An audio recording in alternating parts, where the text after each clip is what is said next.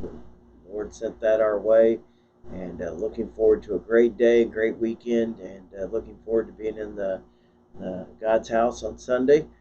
But this morning we are walking through the Word of God together, and we finished up Esther yesterday, and we are now entering the book of Job. And we're looking at the first four chapters this morning of the book of Job. And as I was reading this book is always a challenge to me in reading this, and I really have to take the time and really concentrate and think, um, because basically you've got a situation where a man God uses to show his integrity and his willingness to serve and to do, and then you have him and his friends get together and they have a long discussion, and so um, to me it's a struggle sometimes. You kind of can get lost in the conversation. But this morning, as we read the Word of God, we're dealing with the introduction of Job and who Job is. And as I looked here at verse number 1 and what God describes as Job being a perfect and upright and one that feared God and eschewed evil, I thought I really want that kind of a testimony in my life. I want to be one of those people that God just knows that I'm going to serve no matter what, and I'm going to be there. I'm determined, I'm dedicated, I'm dependable, and I really want God to be able to say He could use me in that sense. So I'm uh, I'm always amazed when I read that first verse and look at the testimony that Job had, and I also see Job's concern for his family. He was offering sacrifices to the Lord just in case his kids in their heart, not that they outwardly did anything wrong, but just by chance in their heart, they did something they shouldn't do. And so Job was very concerned about his family, and that also impressed upon me to be concerned about my kids. Now, these kids had their own house, and so that kind of applied to me in my life because our kids are older and they're on their own and they're just concerned. And so the prayer time and the things together. And so I thought that was very, very interesting as the Lord spoke to me. Of course, we see now Satan comes and presents himself before the Lord, and God brags or talks about Job, and Satan says, "Well, you put a hedge of protection about him. You won't let me do anything.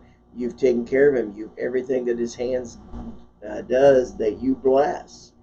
And I thought that was interesting because in Job's life, that's what God did. But God allowed Satan to do what he did, and so he destroyed everything.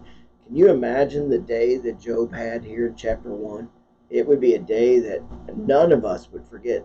Sometimes we think if we have one bad thing that we look at as bad to happen, it's a horrible day. It's a day that we never forget.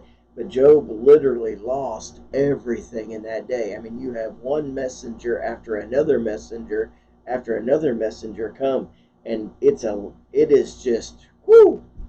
I can't imagine.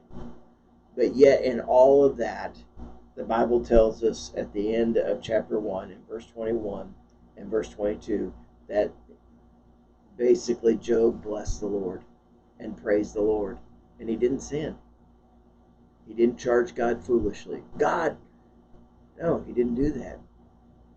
He basically understood where he came from and what was going to happen in the end. And then we see in chapter 2 Satan's persistence. Well, you protected him. Let me be able to do so. God allows Satan to do things to him, and he just couldn't kill him. And so he puts him in a very difficult time with his health. And I thought very interesting in verse number 5, the statement that's made by his wife. I'm not here to criticize his wife, but what I find is interesting in what she said, because it tells us something about Job.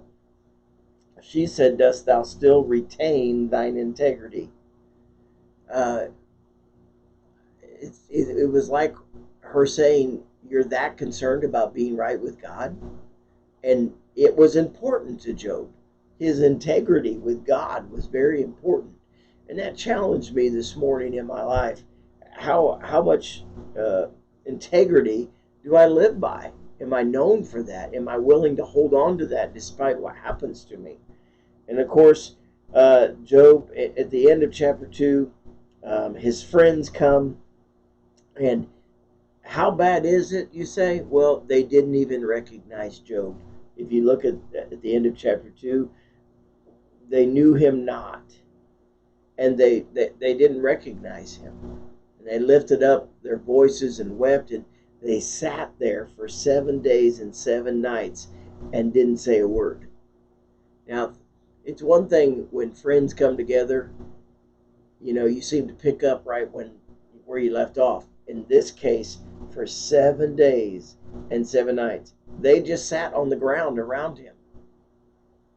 And that tells you the position that Job was in. And then Job in chapter 3 begins to basically say he wished that he wasn't alive, that he would never been born, and that all the things that he's went through and what's happened and what has taken place. But I find interesting, there's a verse that I find interesting in chapter 3, and that's verse 23. And here's what Job says: "Why is light given to a man whose way is hid, and whom God hath hedged in?"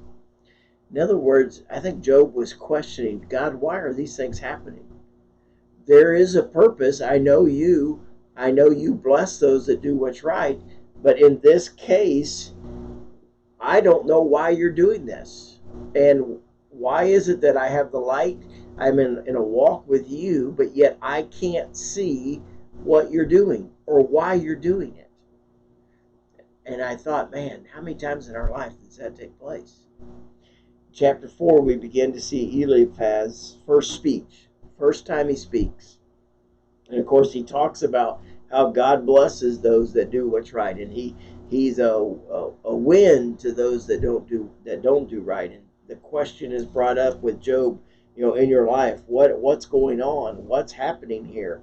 I think that Eliphaz has an emotional tie to Job, and he's concerned for Job, but it's like a question here, like, why is this taking place? And how many times in our life that we have friends that are going through things, do we encourage them in the right way? And so as we begin to go through Job here and look at these conversations back and forth, we need to come to an understanding in ourselves. God is always working. And if God is always working, then what's going on, God has allowed to happen.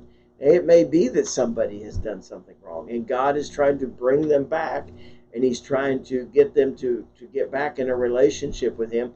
Or it could be that God is just doing what he did with Job, and he's allowed these things to take place because he's showing their integrity. Whatever the case may be, I think as we look at the book of Job and we look at these conversations, I think we need to look at it with that kind of a light. So take that with you today. Look at these first 4 chapters. Really study them out and move forward. Now, don't forget, Sunday morning, 11 o'clock, will be our Sunday morning service. If you are planning to be there, you need to give me a call and let me know. Let the church know so we can make plans. I know many of you are coming back this Sunday, and we've got things that are going on. So we need to be able to plan and to take care of things. So if you can help us with that, we would appreciate it. If you're not going to come and you've been at the services, please let us know. It just helps us to be able to get everybody situated like we need to. So we look forward to seeing you Sunday morning and then Sunday night as we continue to move forward and getting started back going. So we're looking forward to it. So walk through the